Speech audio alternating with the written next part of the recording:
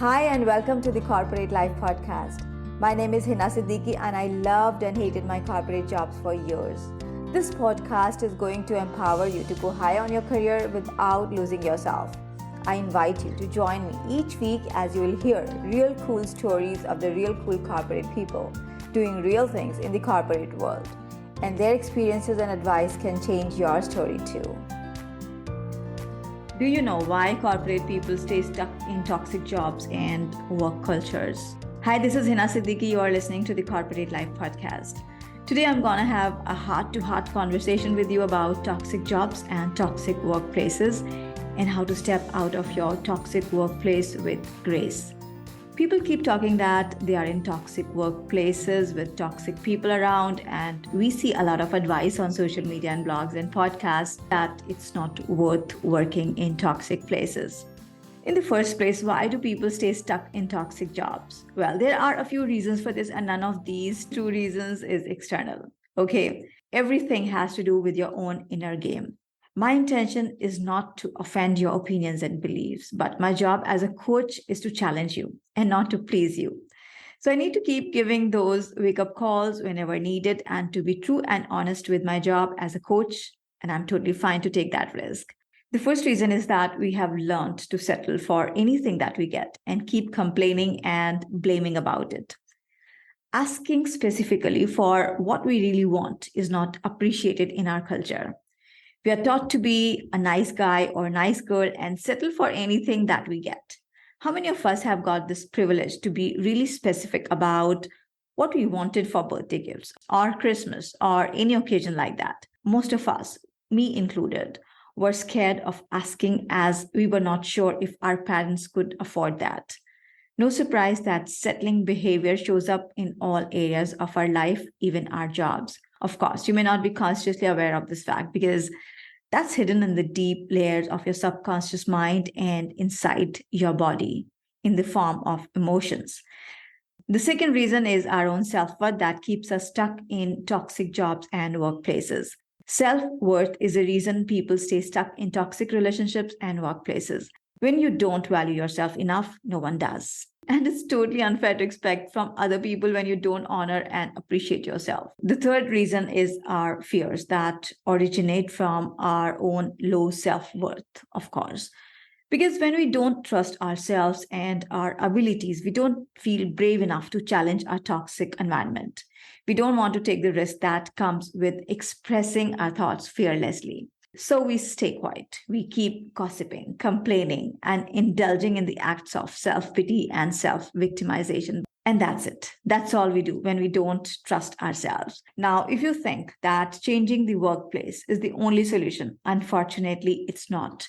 Because when you carry that magnet for toxicity with yourself, no matter wherever you go, you will create that toxic environment just anywhere. And you will not do that consciously or logically. It will just happen energetically in the background, behind the scenes. Look in your past and tell me, did you leave any of your last jobs to escape toxicity? And could you find that untoxic, appreciative environment at your next job? Or did the pattern repeat wherever you went? I know this as a result of working with corporate professionals for about a decade now and being a corporate professional myself years ago. So what can you do to permanently release yourself from these always repeating patterns of toxic environments? You have to. Yes, you have to work on your inner game because it's all about 80% being and only 20% doing. So clearly, hard work is not the answer. Even smart work is not the answer. You need to heal yourself. I'm not talking about physical healing. I'm talking about your emotional healing, your mindset healing, and your energy healing. When it comes to looking for a job, most people get it wrong. They would keep on using their one and only resume to apply for any and every open job position in their industry without getting clear on what's right for them. They would avoid correct and targeted networking and stay dependent on job sites. And the truth is that over 70% of jobs are never posted on job boards or job websites. Plus the wrong and scarcity mindset and lack of self-belief, and this is huge.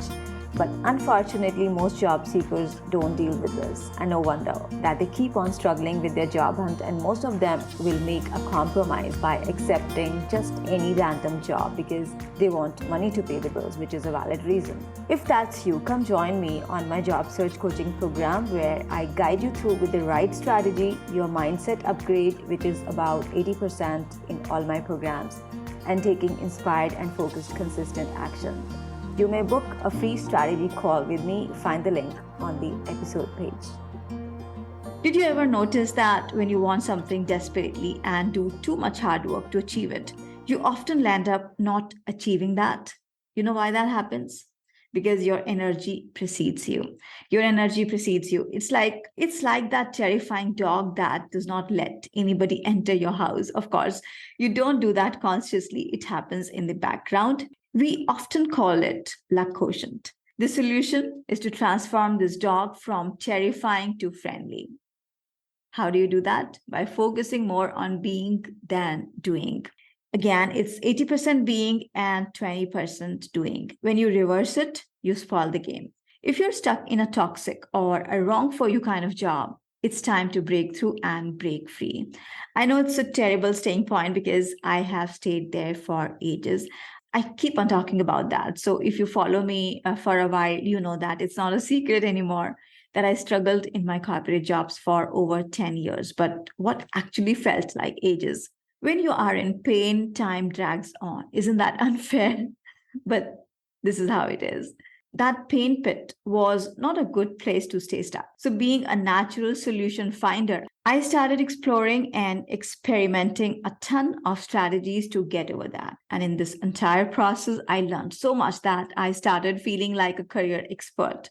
After all, I solved all my career problems and transformed my awful work life into an awesome one. As a responsible human being in this corporate world, I chose to not keep all that knowledge, insights, and experiences to myself and share it with the others who were burning in the same hell. As a clear consequence, I wrote 2 books back to back, Multidimensional Success, that I later renamed to Road to Riches of Life, and Design a Career You Love. By the way, if you are someone who often feels stuck in your corporate job and life, you must read these 2 books. And I'm not suggesting you read these 2 books because I am promoting my work, but because I know that you can relate with what I have gone through and find actionable ways to peacify. Yes, that's the word I just made. Your work life. Grow and make much more money than you currently do. And as I said, I'm not a huge fan of hard work and struggle, so my intention is always to make things easy for my fellow corporate folks. I know I'm too talkative, and I also know that it's easy for you to get fascinated by that. Just kidding. So before I lose track of the topic of today, let's come back to the point. I keep talking about being in the right for you jobs and work cultures, and I'm so passionate about this. And this is my why to do what I do. How do you know what is the right job and a right workplace for you? There are a few signs that you can notice.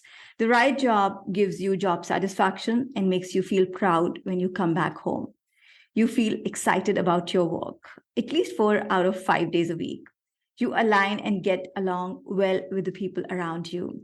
You can fearlessly express your true feelings and needs to your bosses and colleagues. You're happy with your growth in your company. You get enough opportunities to be creative and innovative. You feel trusted and secured. You have time for your family, friends, passions, and vacations, and you get paid more than enough to fund your ideal lifestyle. Now, is it a fantasy? It's not. It's very much possible, but this will not happen on its own. You would need to bring it on. To make this happen, you need to make a strong, committed choice to unlearn and relearn a lot of stuff. Now, my question to you is, are you okay with living a mediocre work life and feeling lost in your career path? Or you would make that powerful choice to transform it your way? Connect with me on LinkedIn and let me know. That's it for this week. I'll see you next week. Love you guys and girls. Stay happy and safe. Thank you for tuning in. I invite you to subscribe to this podcast and go to my website, authorhina.com, for life and career-changing tools and resources. Be sure to download and read my book, Secrets of the Six-Figure Employee with Zero Stress. It's available on Amazon.